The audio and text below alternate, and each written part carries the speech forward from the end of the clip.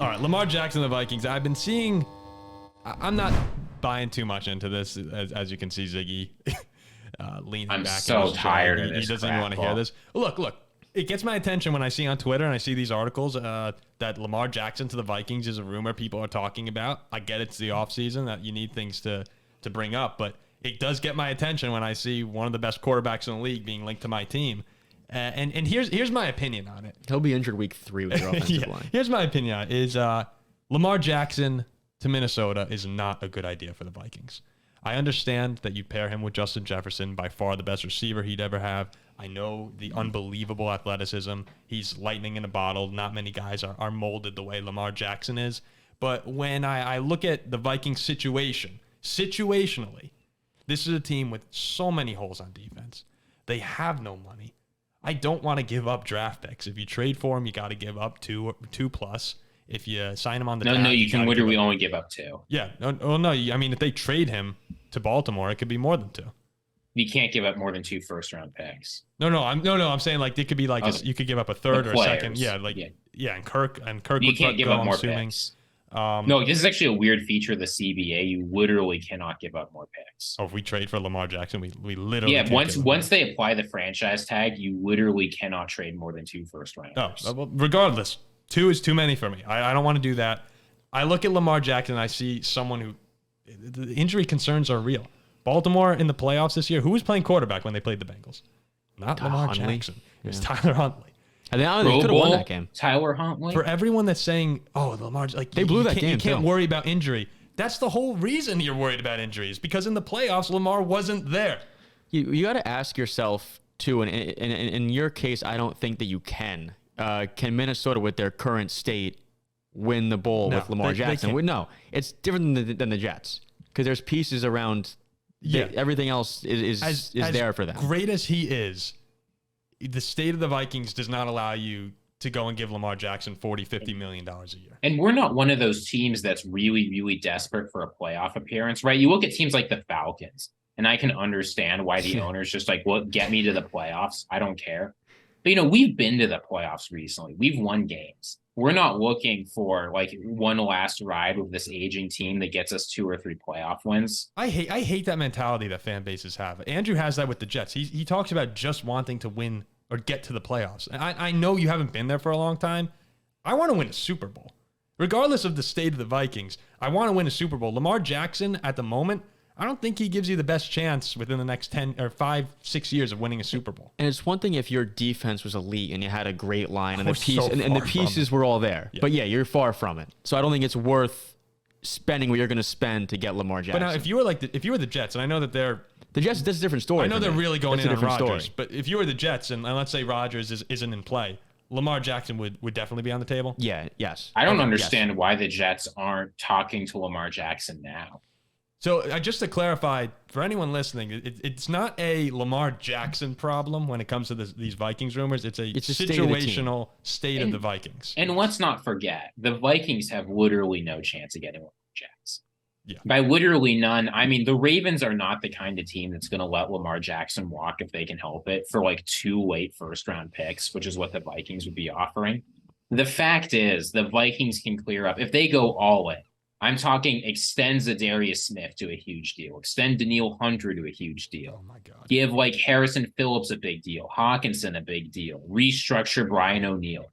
Give Kirk Cousins a like signing bonus with void years to try and put off the cap hit as long as you can. We can clear up maybe 35 or 40 million in cap space. Do you really think the Ravens aren't going to match that they're going to let Lamar Jackson walk for like a middle of the field contract? No, they've got the cap space to match it without doing anything. Yeah. Or if they want, you just like give Marlon Humphrey a restructure, or Ronnie Stanley a restructure. The only team I think that has a realistic chance of getting Lamar Jackson with cap space is the Colts. They can make an offer the Ravens can't match. And the way he's being projected to go to all these teams that clearly don't have Lamar Jackson in mind with their cap choices, it's just silly. Well, only the Colts can. Some sort of stories before or during the NFL offseason. I love it. I love the more dramatic storylines you have, the better for me. That's what makes the offseason go round. Do you think Lamar Jackson is closer to the Joe Burrow, Mahomes, Josh Allen tier quarterbacks? Or do you think that if he signs this mega deal, he could start to fall into that Kyler Murray, Russell Wilson, Deshaun Watson regretful?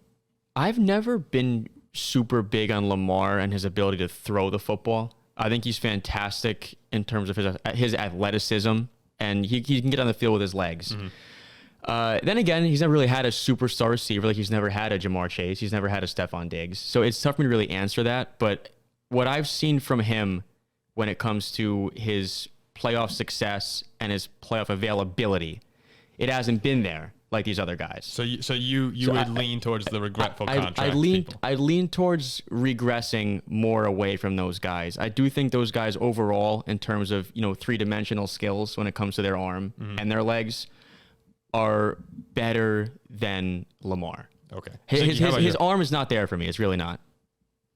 On the other hand, though, I mean, Lamar has shown more than any of the other quarterbacks you've mentioned, with the exception of 2015, 2016 Russ. Mm-hmm. I mean, we just know that he can put up elite numbers. And yeah, you have to build an offense around him. But the fact is, the Ravens have done a mediocre job supporting him. They gave him an offensive coordinator he clearly grew stale with. It's extremely rare. I don't think we've ever really seen it where a player of Lamar Jackson's accolades and talents hits the market. The chance to acquire him for 2 late first-round picks when the going price for a quarterback like Russell Wilson, like Deshaun Watson, is 3 early first-round picks. It's just, I think you take that opportunity if you can sign him to a reasonable deal. But apparently, Lamar Jackson isn't super interested in a reasonable deal. He's got Ken Francis negotiating for him. Ken Francis, if you look up his name, he's the founder of a home gym company, the entire gym. It's like this tiny little thing. The Instagram's got 500 followers. It looks like a scam that sells all-in-one home gym equipment. This is who's negotiating for Lamar Jackson. So I am just not sure Lamar's taking this very seriously. Dude's got to get an agent. I think that the athleticism and talent that he has is tops amongst anybody else in the league. It's top 5. If you put him on, if you replace Joe Burrow with Lamar, and this counters what I just said before, if he's on the Bengals, it's easy to cut. Yeah. He's fantastic. They're the AFC front runner. There's no difference. That comes back to your point before. I think you've circled all the way back to, if you have a contending team, or if you have a good roster around him, Lamar Jackson, 100% you take the swing of Lamar. I don't believe you can put Daniel Jones on the Cincinnati Bengals and they'd win a Super Bowl. Yeah. You can put Lamar on the Bengals and they're the Super Bowl favorite. Okay. Yeah. There's a Super Bowl favorite. So, yeah, we're breaking it down situationally. And for certain teams, Lamar tying up that much money to Lamar Jackson, giving away a lot of picks that could be spent on filling holes, like the Vikings, not a good idea. If you're the Jets and you have everything around them, then, yeah, I mean, you're a legitimate Super Bowl contender. Then why not? With one of the best quarterbacks in the league, so.